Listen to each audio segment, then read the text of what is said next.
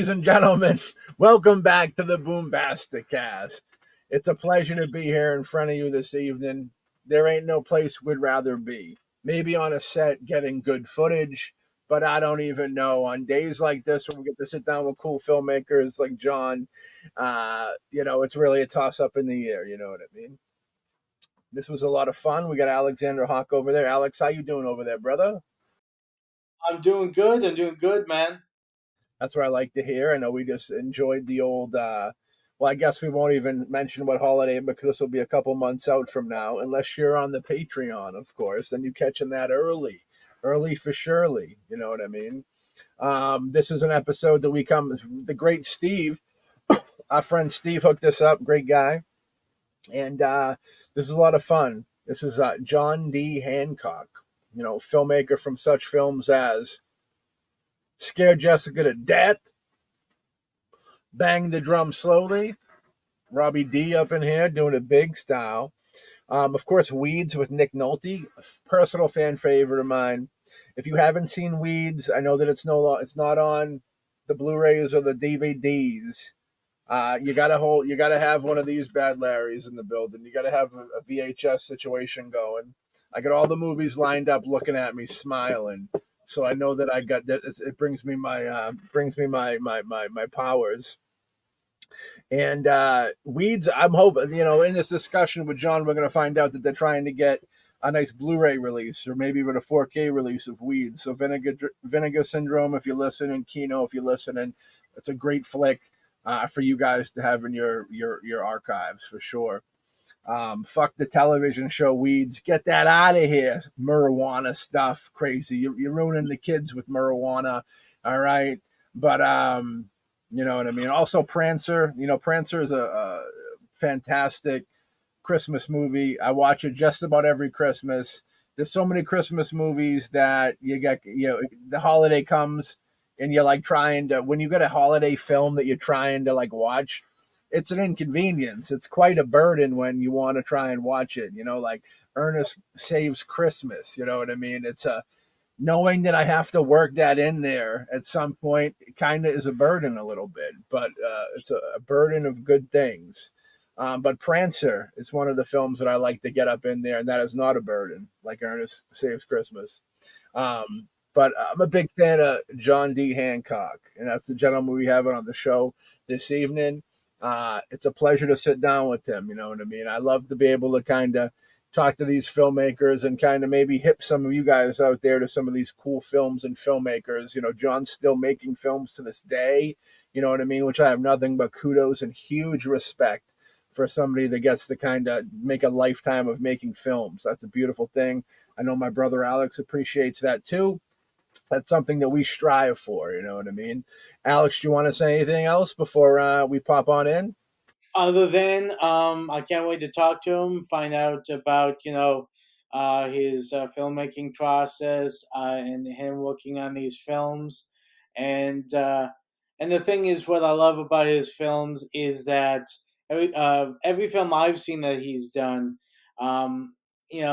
brings out the emotions. It gives you something more than explosions and all that, which is, I have to admit, I think missing a lot from modern films now is that most of the films are all for the spectacle. I mean, occasionally you have some like holding, emotional films, but a lot of them now are just, um, just trying to push an agenda or try to be topical because of something that's going on, but not actually give it any like real like warmth or like soul to it. Some of that heart and soul, baby, heart and soul. You know what I mean? So let's get into the man that is nothing but heart and soul, the great John D. Hancock. And John, welcome to the BoomBastiCast. How you doing over there? Well, it's a good name you guys have. How'd you arrive at that? So our film production company is Boombastic Films, and which that kind of derived from this Shaggy song called Mr. Boombastic, as well mixed with Vinny Boombats from Rodney Dangerfield, big Rodney fan, and when we were thinking about cast, it's podcasting, so the cast stuff. And it was like, yeah, we had the Boombastic, and just all we gotta do is add the AST, and it's BoomBastiCAST. It's got a beautiful ring to it. But we appreciate you appreciating that. Hell yeah. This is Alexander off to my left. You know what I mean? He's the actor producer of the group. I'm the writer director producer of the group. I got to give myself an extra credit, of course, but that's how it goes.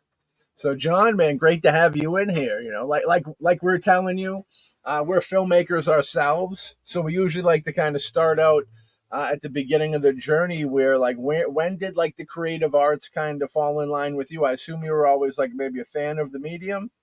Oh, sure, yeah. I started actually directing theater in college, and I was going to be a musician before then, but uh, that kind of fizzled, and I cast about for something else to do, and I started directing. And I immediately knew that that was something I wanted to do. It took me a while to make a film. I always wanted to make films because saw them as a kid, and you know was yeah. So and then I got a grant from the AFI to make a short, and it got nominated. So I got my first two features out of that short. That's what we talk to people nowadays. It's like if I always tell people, if you want to kind of see where the future of who's going to be in Hollywood, you always watch the short films, like the nominated short films and nominated short animated films, because those names, They pop up later, yeah. yeah, which nobody ever takes my advice. They should. What do you mean they don't make shorts? So everybody makes shorts. Oh, you mean to look at who's going to get start to work? Right. What do you got? Sticky My Fingers, Fleet My Feet was the first short. That was the name of it. Yeah, about businessmen that play touch football in Central Park, and it was funny, and people liked it. So like I'm assuming back then there was like right now, the for better or worse, it could be a great thing, could be a bad thing. I feel like the film world is kind of like flooded's probably the wrong word for it, but like there's so many people trying to make, for everybody who has a cell phone is trying to make a film nowadays. But like back then, we're talking about a way smaller group of people, right? Well, it's gotten so inexpensive to make a film, so a lot of people are doing it who maybe aren't that talented, and it has flooded the market. And you know, there were a lot of talented people making films before, though, too. So When you actually like if you can shoot edit on your phone, back in the day when you had to take the print into a dark room and develop it and cut it, there was so much work. You could, if you the light hits it, you could ruin that reel, you know what I mean? Like it was so much more difficult back then to do it than now. I think that weeded out a lot of the people that were not quite fit for it. I think you're probably right. Yeah, yeah. You had to have some level of technical care and expertise. Yeah. So after the short, you said you got a two picture deal. No, I just separate. They were separate. It wasn't. Yeah. Uh, some people that owned a bunch of theaters on the East Coast, the B.S. Moss Enterprises, wanted me to do a scary picture, and it became Let's Scare Jessica to Death. And then a lawyer from Chicago wanted to do a baseball picture, and that became Bang the Road Slowly. Let's Scare Jessica to Death. Was that shot first or just released first? Shot first. Okay. And that was a scary picture. Um, Very cool film out there. If anybody hasn't seen it, definitely go get your hands on it. It's like a really cool psychological horror flick. That was probably the first time I think you popped on my radar, because I'm a big horror fan, and you know what I mean. And then Bang the Drum Slowly, I remember, popped on my radar because when I was a teenager, like when I was starting to really get heavy into filmmaking, De Niro was my dude. You know what I mean? He was like the king. So like I went up and I gathered all the films that I could for that, for him to kind of study his deal. And that was like before even him and Scorsese kind of popped off together. That he was still, that was like the De Palma years. Yeah, it was in between De Palma and Scorsese, right? Although Bang the Drum and Mean Streets played next door to each other on 61st and 3rd in New York. So, but it took a while to get Angling I'm Slowly released. Yeah, but it was shot for Main Streets. Yeah. What was it? How was working with a young De Niro before he kind of came? Oh, he was great. He was wonderful then. He got more difficult later. But he was a joy then. Yeah, we were very very close. Yeah. It's a big fan of Bang the Drum Slowly as well, and it's such a like it's such like a, it's a friend it's like a friend film, but it tied up in the baseball, and spoiler alert out there, Bobby gets sick. Like he's kind of very it's he does it so well. You know what I mean? Vincent Gardenia. Got nominated for that. He played the manager. Right. Yeah, he got the Academy nod for that which was very cool. When I think of him, I automatically always think of All in the Family because I think the first time I ever seen him was playing a swinger in All in the Family with I think one of the Golden Girls, if I remember correctly. Um, he was fantastic at it, fantastic. They brought him back for a couple. He was one of the characters that they would do. He'd play a certain character, then he'd disappear for a while, then he'd come back as a completely different character because they just like working with them. You know what I mean? But yeah, so he was good times to work with. He's got he's great lines in there, comedy and dramatic stuff. It's a great crossover deal for him. You know what I mean? Oh, he was so accomplished. I mean, he'd done so much theater that I never directed him at all. I just let him do what he was going to do, and it was perfect. I like that. I like to not have to say anything to an actor. For sure. As a director, I can agree with you because sometimes when you say stuff, it upsets them, and it's a, Well, yeah, and you could make it worse, right? and Bang a Drum was based off of a book, if I remember correctly, right? Yeah, it's a much loved book by a guy named Mark Harris. He wrote, I think, four novels about the same set of characters, baseball players. All of them good. Yeah, he wrote some other novels too that weren't as good, but he wrote a book called The Southpaw that it comes in time before Bang the Drum Slowly, and then Ticket for a Seam Stitch that I don't remember what's that about. Then he wrote one, It Looked Like Forever, which is about when the Michael Moriarty character, the pitcher, loses his fastball and they don't want him in the team anymore, and he goes and tries to play in Japan and become a sportscaster. It's about being retiring. You kind of catch a vibe of like baseball kind of using and abusing and putting out the pasture when they're done with them type vibe. You know what I mean? The I know like John Landis has said before that they couldn't even make the Blues Brothers with how much it would cost to get the music to it. So like when you're going to get the rights to adapt a book, um, is that something you're even involved with, or did you get to pick what you want to do, or is that like you said the people wanted a horror picture? Did they come to you with the book already optioned? They came with a script, quite a bad script called "It Drinks Hippie Blood," which was like a parody of a scary picture. And I said I would like to do a scary picture, not a parody of it. So if you let me rewrite it, I'll do it. And they said sure. So that's what happened there. In the case of Bang the Drum Slowly, um, Maurice Rosenfield was a businessman and a lawyer in Chicago for the Hilton hotel chain, and he had quite a bit of money, and he had a heart attack, so he spent a year recovering from that, going to Cubs games, and somehow in the process of that, he read a baseball novel, Banged It Up Slowly, and he decided he would like to do it as a movie. Now, I knew the author because he was around the theater that I ran in San Francisco, so I helped him get the rights, and they were not especially costly. I mean, it had been a film project that had been around for a while. Um, at one point, Robert Altman was doing it with Robert Redford and Robert Duvall, and they never got it on. There was an executive, I don't know where he was at that, but Marty Ransahoff, a producer, said, baseball and cancer.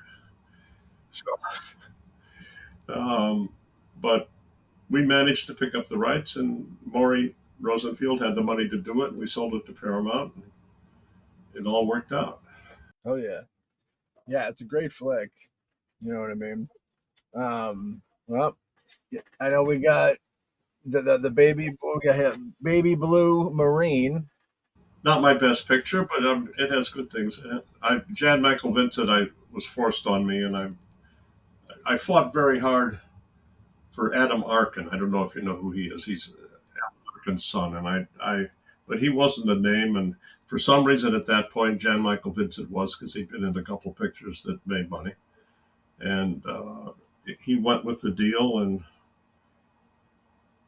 I objected, but I finally I didn't quit over it, you know.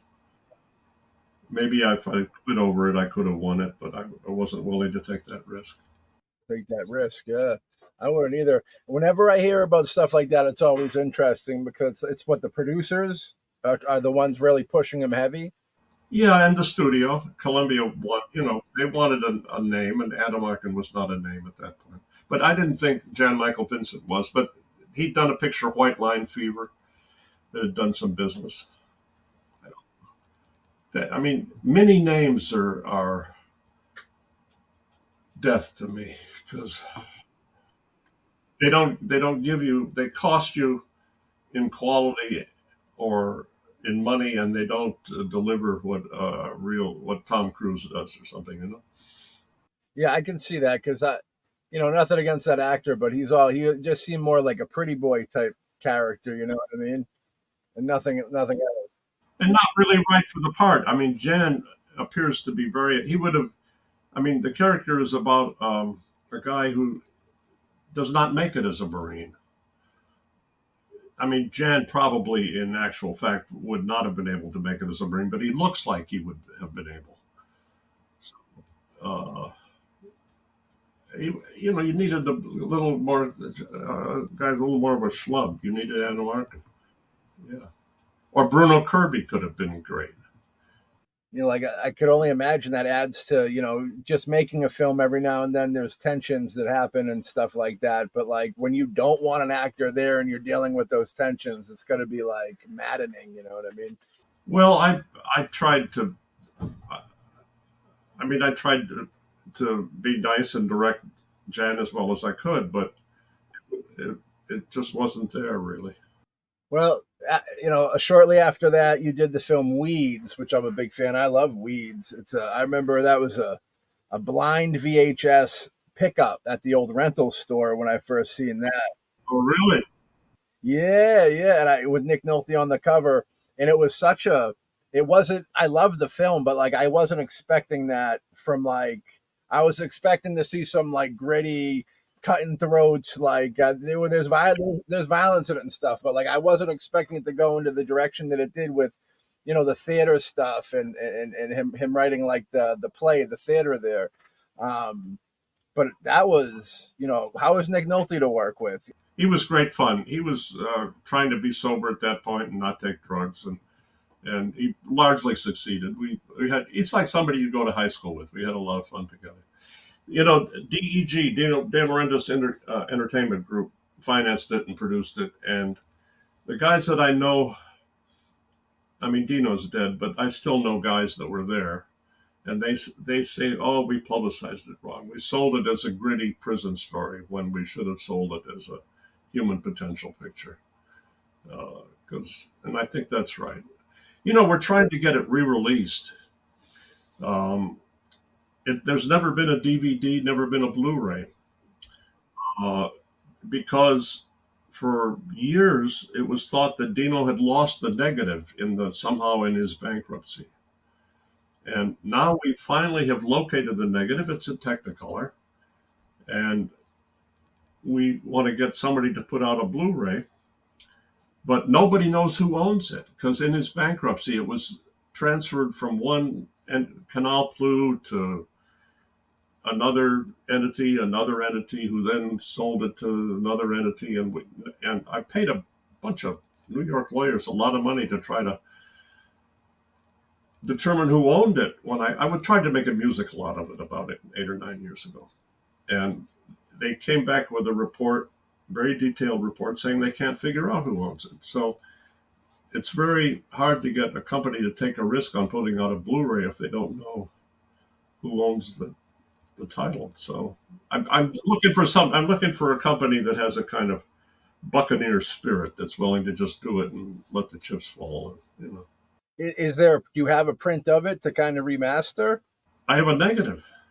Yeah, and also there's a virgin print at the Library of Congress if they wanted to use that too. So I mean, the materials are there to do it. Yeah. Very cool. Yeah, it's really quite a masterpiece. It's a beautiful film about like the prison and class systems, and Nick Nolte is great. And Ernie Hudson's fantastic in it. William Forsythe is great in it. You know, it's beautiful. It really is a beautiful film. I think it might be my favorite.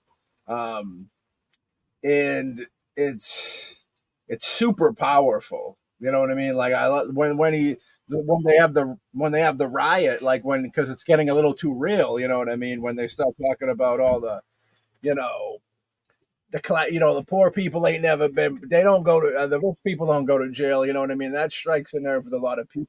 Yeah, my communist phase enters in there. Even today, I think. I mean, stuff like that resonates forever. You know what I mean? They'll never go away. I know that that's in every list of Nolte's best films. That's always right up there, which has got to be great kudos. You know, that would be cool. I'd love to see a nice Blu-ray of that, or even get it popping on streaming again. And like we were saying with filmmakers, I mean, there's so many like distribution places now. And now some of them, like we said, aren't my the best quality or best places to go. But I think now is a time when there's a lot of like a Vinegar Syndrome, which is kind of like an underground, but they put out good stuff. Yeah. Yeah, that would be a potential company that could do it well. Oh, I forget the name of some other, but there are several companies that could do it well. Kino Lorber. Kino, yeah, Kino would be a great home for that. Actually, yeah. Yeah, I think right now would be a good time to bring out a film like that because I mean a lot of stuff that they keep on pushing right now is kind of remakes and rehashing and all of that. But I think what we need now more than ever is to bring out classic films that might not have made a big splash, but bring them out now because I I was talking to a friend of mine about if you're looking at like the different decades of film, that each decade kind of has kind of an identity. Okay, the 70s have an identity, the 80s have an identity. But if you look at like the 2020s, they don't have an identity. It's all rehashings or these empty franchise movies. There's very few things coming out that's really saying anything or doing anything. And the thing is that I I think that we need to reach back and look at some of the classics. I mean, unfortunately, it's. I mean, I went to the movies recently and I saw a whole bunch of trailers, and I was so unimpressed by all of them. Well, it's all just explosions. Yeah, I mean, it doesn't give you anything, and films like Weeds. I definitely think this is a prime time to bring out films like that to give them another shot because I mean there's nothing really out there right now that's actually really touching any subjects, any real like heart and soul issues. Yeah, I mean that's the same thing with Bang the Drums Slowly and Weeds. I mean both films I definitely think should be definitely push forward if we can, just to cut through all the noise and the explosions of all the crap that they're throwing out right Weeds was an original script, right? It wasn't a book or a play, right? No, it was about a bunch of guys that I knew from San Quentin. And my wife and I, took a second mortgage on our Malibu house and researched it with them and wrote it. And, it was the original script by my wife and myself. Yeah, the guys wrote a couple of films. I think like four or five maybe films together. You know what I mean? Yeah, we did. Or seven, actually. Dorothy, Dorothy. Yeah. Um, yeah, the weeds. It has the perfect vibe of something that might have been originally on in theater. You know what I mean? Because of the theatrical vibe to it. You know what I mean? So when you like the San Quentin guys, were they did they write a play, or is it just something that you said, okay, I know these guys that are like good hearted people. No, there was a guy in San Quentin named Rick Clucci who actually he was inspired by seeing a production of Waiting for Godot, and he wrote a play, uh, somewhat ripping off Janae's Death Watch, just like the character in Weeds, and it helped get him out. And he had an affair with the female critic for San Francisco newspaper, and yeah, it's a lot of it's based on what really happened. Then he got his inmates together and they took it on a tour of colleges and regional theaters and ended up in New York getting the worst review ever in the New York Times. So when you said you guys mortgaged the house, so like you took the money in for to research to make the film, or to kind of start the ball rolling of the research and stuff. The research and to give us we, we had a big overhead. We were living in a fancy Malibu house, so we had a big mortgage and we're used to spending a lot of money. So we needed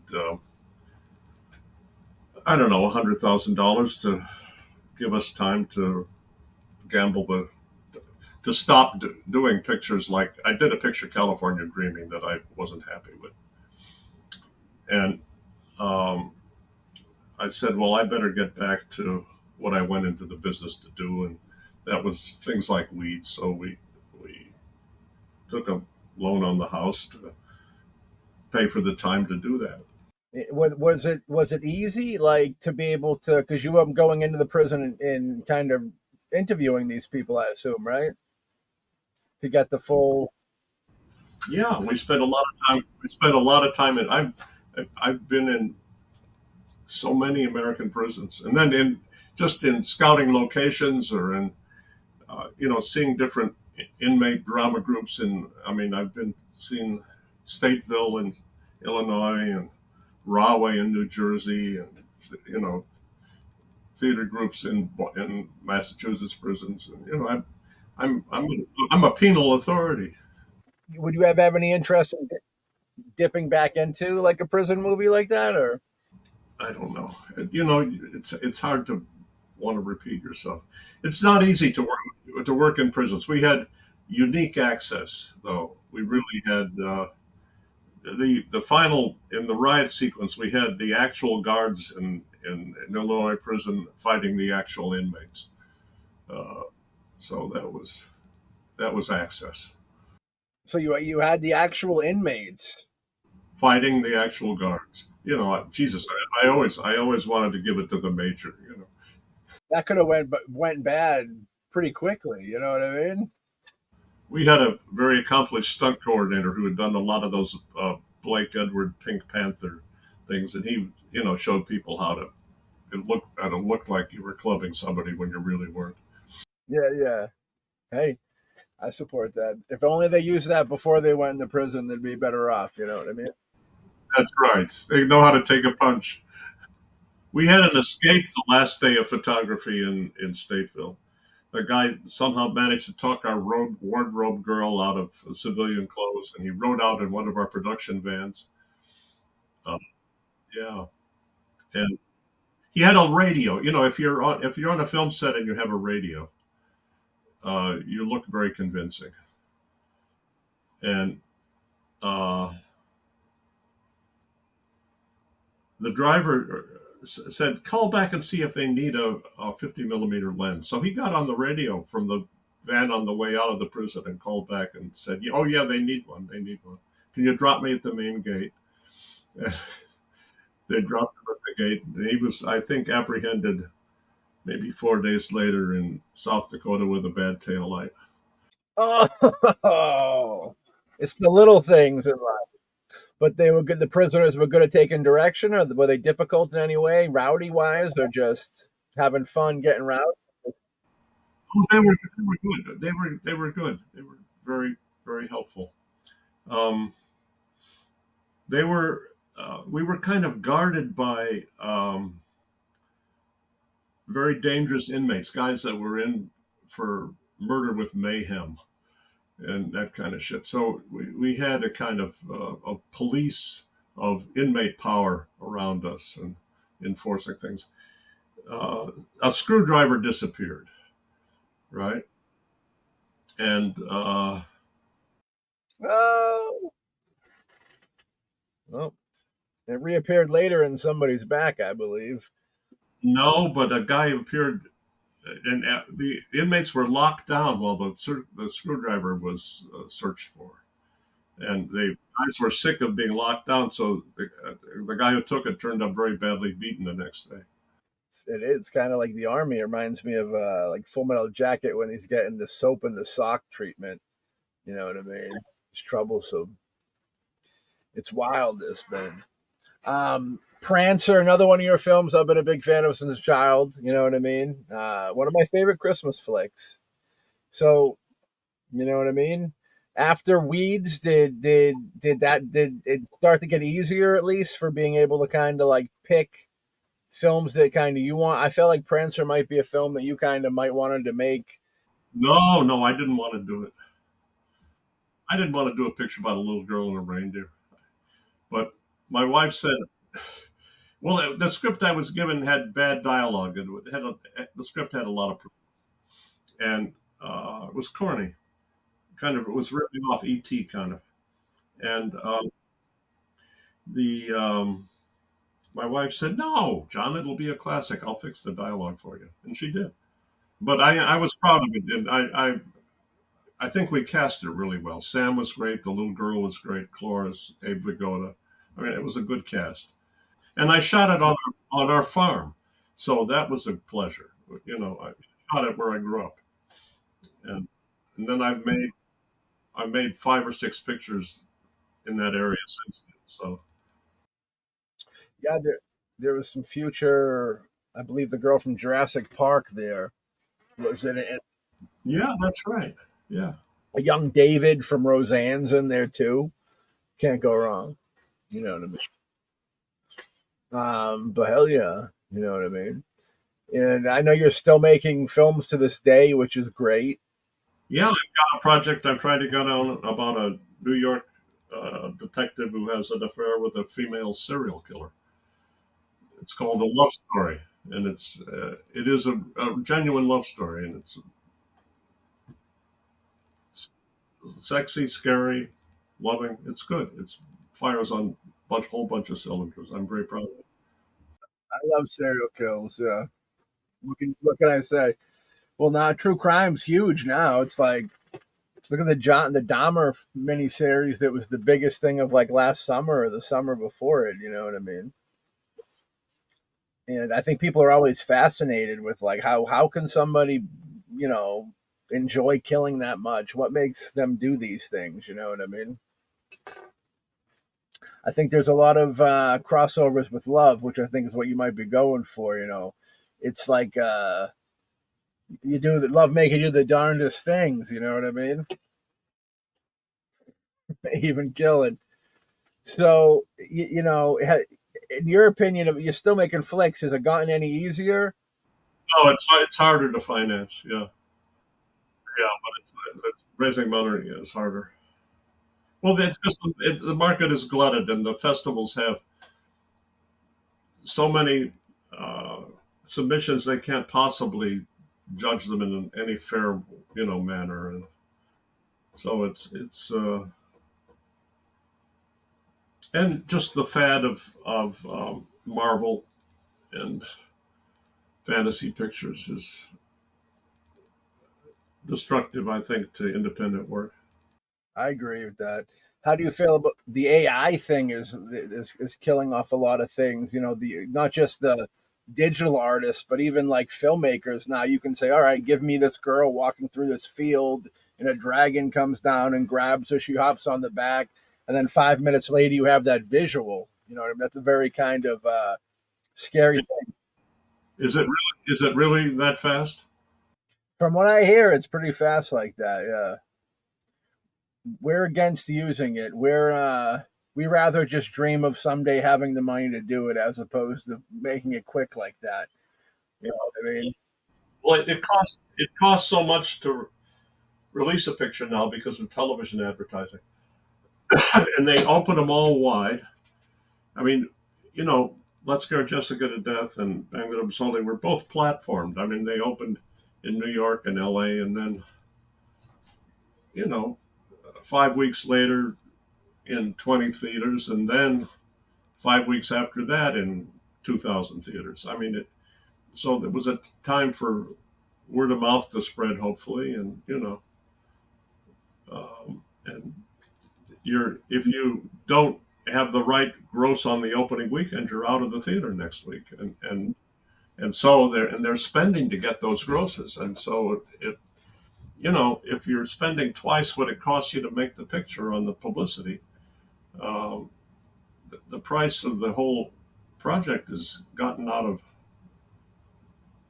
feasibility in some way, except for things that there is a guaranteed return. They talk about something being execution dependent, and that's you don't want something that is execution dependent, because it has to be good in order to get its money mostly back.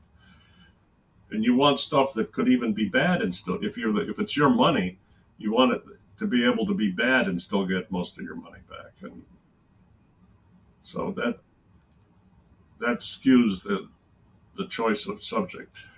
That's the burden of it. I think like Alex was saying earlier, you don't see a lot of films with like heart and soul in it. I think they're kind of afraid of that. I almost feel like the way people are so sensitive now about things that like, It's a whole other problem, right? yeah, making people feel emotion is like, no, we don't want to make people feel emotion. Yeah, they could get angry or something. We don't like that. You know what I mean? Oh man, that's so vital. How do you feel about streaming? You think it's a good thing, middle of the road, bad thing? We all love theaters and the theater experience. Sitting down with a big full people in a theater and everybody reacting the same way is kind of we tell even on our level of like low budget or practically no budget filmmaking, we tell people like we go through so much hell just to get it made. But like once you sit down with that audience and they react to it, like that's where the payoff is. That's when it's all worth it. You know what I mean? So like, yeah, dude, the streaming, it's streaming should be for like those superhero movies and stuff like that. You know what I mean? And keep the artistic. You want, I guess they really don't like that emotion, but like you want those emotional experiences for community together to kind of bond in a way. That's kind of what the power of kind of filmmaking and make these movies can be, is when you put these big group of people, now they can all see, they can all relate, you know what I mean, together. And it can be a beautiful thing. And audiences find the laughs for each other. So when it's just three people snacking in their living room, uh, you don't get laughs. You get little smiles and little chuckles, and I don't know how you do a comedy just for streaming. I mean, People like to say that they like to be able to pause the movie and come back to it, and it's like, yeah, but if you're watching like a movie where you got to think about it and get invested in the feels of it, you pause it, leave for an hour, you're coming back with almost a clean slate of emotion. You know what I mean? It's like, how am I? It's interesting. Do you remember what the last good movie you seen was that you really liked? Thought did something to you, gave you some feels? Barbie. Yeah, was it good? I love Barbie. Yeah, I saw it in the theater the day it opened, and it was a very live audience, and there were a lot of people there, and it was a very good response. Yeah. I gotta check out Barbie because whenever somebody says Barbie, I always think they're giving me April Fools. Yeah, it's good. Yeah. The last movie I saw uh, with a full house was one of those Sacha Baron Cohen comedies, and that was an exciting night. But that was a long time ago. When you see a movie with 25 people, I mean, you can't. I always have a lot of test screenings in the process of finishing a picture and polishing, and you need 100 people at least to get an idea of how the picture is playing, because the 20 people don't make any noises that you can read. I mean, they shuffle a little bit if they're bored, but not enough to be sure that you need to make a change. So when uh, the fact that multiplexes, show the picture 4 or 5 times a day thins out the audience for it too. Of course, it's the real estate they're trying to pay for. It's all the rule of money. When you do the test audiences, do you give them like the test cards to put their Yeah, I do all that. Yeah. What's your favorite scene, your worst scene, who do what wasn't clear? Can you understand the dialogue? That kind of stuff. You got any good stories of people just being completely off the mark? I guess it really can't say they're off the mark, but any like bizarre comments? Oh, you get a lot of bizarre comments, sure. But the biggest confusion is they mistake the actor for the character. I mean, they say I don't like her when the actress is wonderful, but the character is a shit. So you don't know how to read that. You don't know whether it's in the performance or in the writing. You don't know how to fix it, and that is a constant confusion in preview cards. That was one of the biggest eye-opening things for me when I started making films, I think, is like because there's so many characters from older films where I go, oh, this dude sucks, like he's an asshole. But then as you get into it more and create him, you're like, oh, this is just a great actor. That's why I'm hating him. You know what I mean? Yeah, right, sure, yeah. It's I remember we did the best review I have. I'll throw a story in the fight. Is I did we did a film called DJ Stan the Man. It's a dark comedy. It's kind of a vulgar, raunchy comedy. And I remember we premiered it. It was like the first time I had like a nice big theater premiere movie, and I had family come out to it. My niece and nephews came out, and there was some nudity in the film. So like whenever it got too bad, I would with language or nudity, I would always bring them outside so they don't see it type deal. And I remember we were out there during one of the things, and some lady came out to smoke a cigarette, and she was like, "This is a foul language in this movie," because she didn't know that I wrote and directed it. She thought I was just like standing out there, and I was like, "Yeah, it's awful, isn't it?" And then at the end, I went up and did the Q&A, and I would love to have had a secret camera on her with whoever she was there with. You know what I mean? It's yeah, it's the last movie that I remember seeing that I was surprised Hollywood like went to theaters was I seen that Mother movie by Darren Aronofsky. Oh yeah, I couldn't bear that. Did you like it? I liked it. I thought because it was all like yeah, it was all like a weird metaphor for like Mother Earth and like all this crazy stuff. That was too bizarre for me. Well, that's what it was. I'm surprised. This is like so over the head of a lot of people that I'm surprised that it went to theaters. You know what I mean? But I appreciate you ever see like Green Room? Green Room's this movie with Jeremy Saulnier. Jeremy Saulnier is the filmmaker. He's probably one of the best people doing it in his age bracket now. He also did a film called Blue Ruin, which is one of the best revenge movies ever made. No, I didn't saw neither one. Yeah. It's I try and keep my ear to the grindstone a little. Yes. The but fantastic. And Patrick Stewart was in it too in Green Room. But he's one of those people. But yeah, How how did you feel about the Academy pictures this year? I didn't see. I still want to see Poor Things. I haven't seen that. I heard it was good. Well, it goes on longer than you want to, but she's really great in it. She deserved the award. Oppenheimer. I mean, it was kind of a spectacle. It was fun. I was disappointed in Oppenheimer a little bit.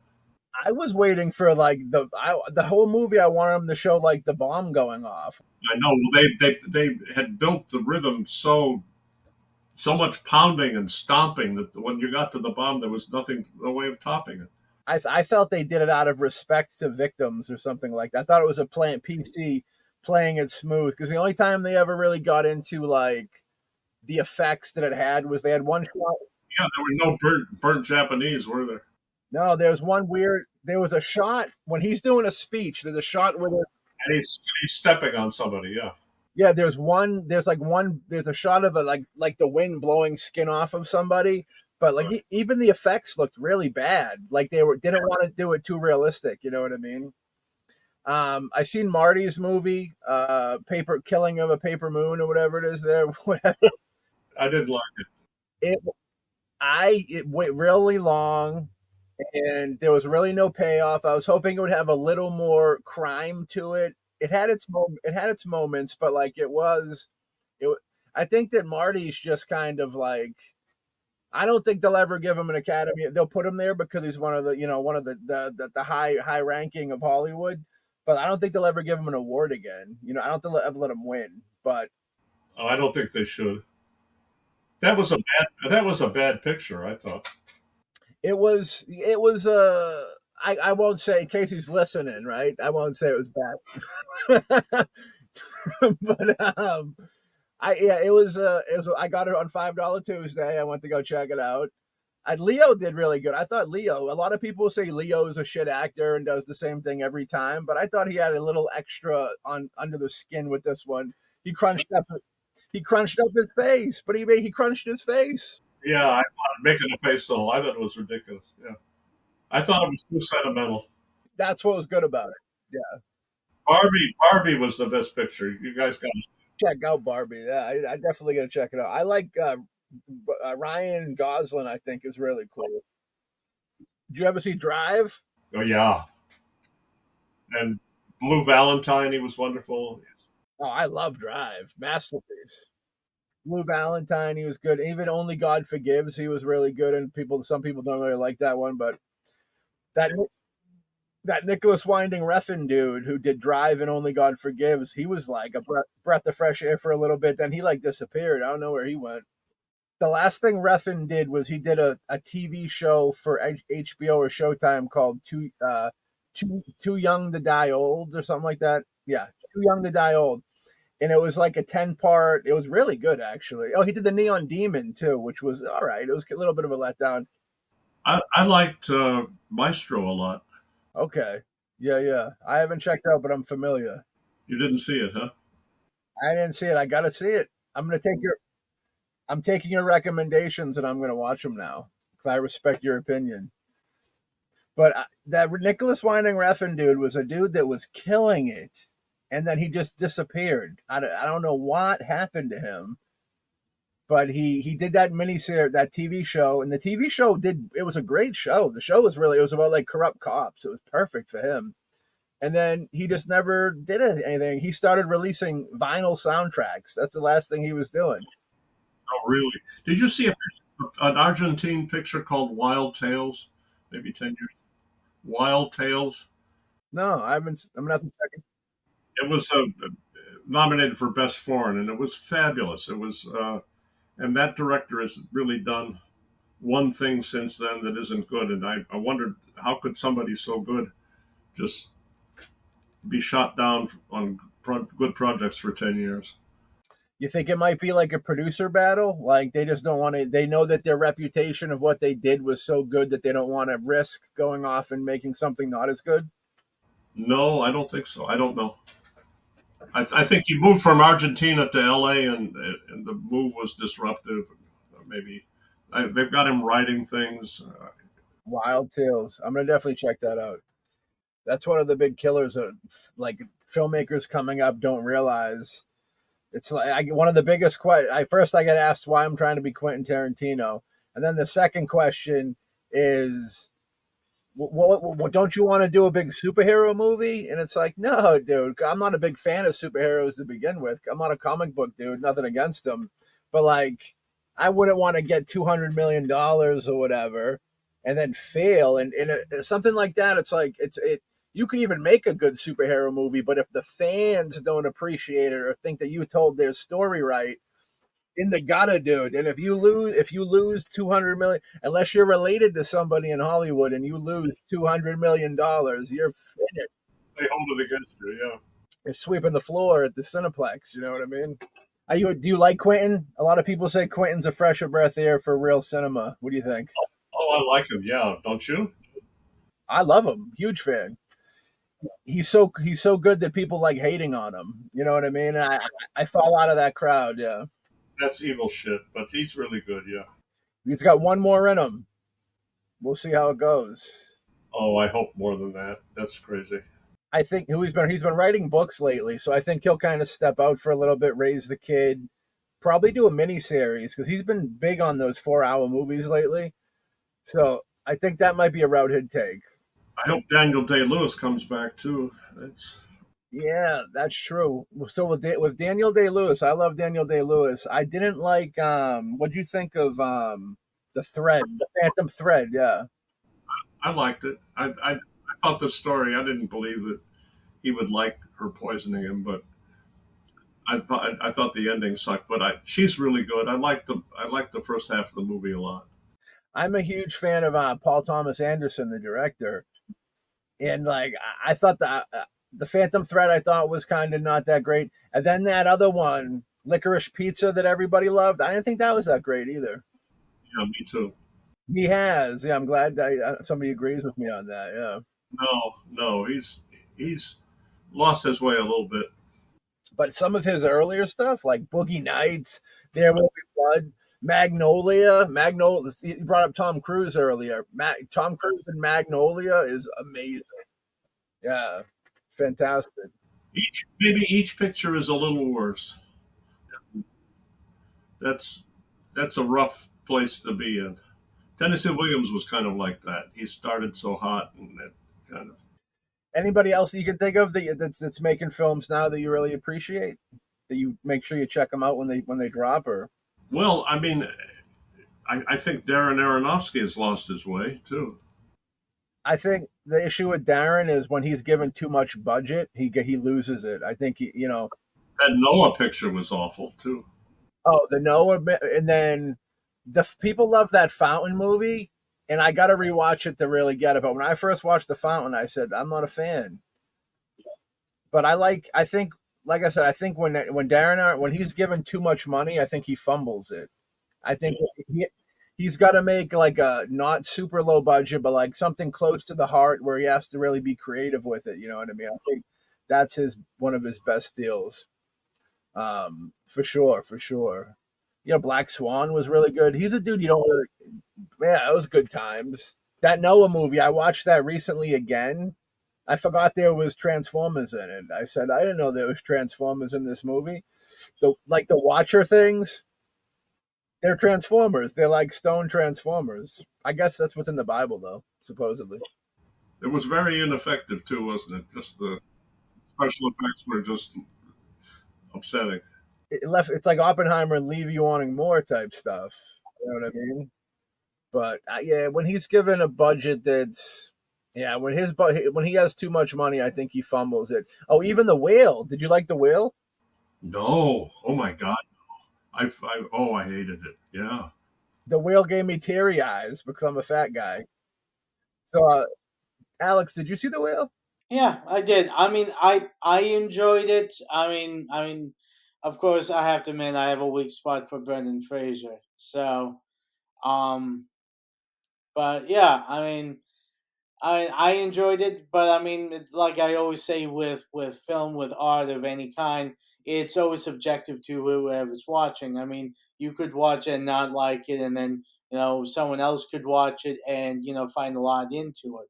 So I mean, I personally liked it. all righty.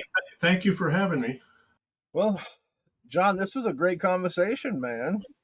Well, we usually like to end with one final question. We get a lot of filmmakers, actors, musicians, authors, comedians that listen to the show. With a long career like yourself, do you have any advice for anybody that might have found themselves in like a dry spell or like discouraged? Anything that you like have that you kind of pass off as advice to kind of keep them going? I'm thinking this picture that is about the love story. I'm thinking of calling it relentless, and I think you have to be relentless. I think you have to leave no stone unturned and just keep going. Hell yeah. Hell yeah. That's great advice. Well, Jonathan, thank you again.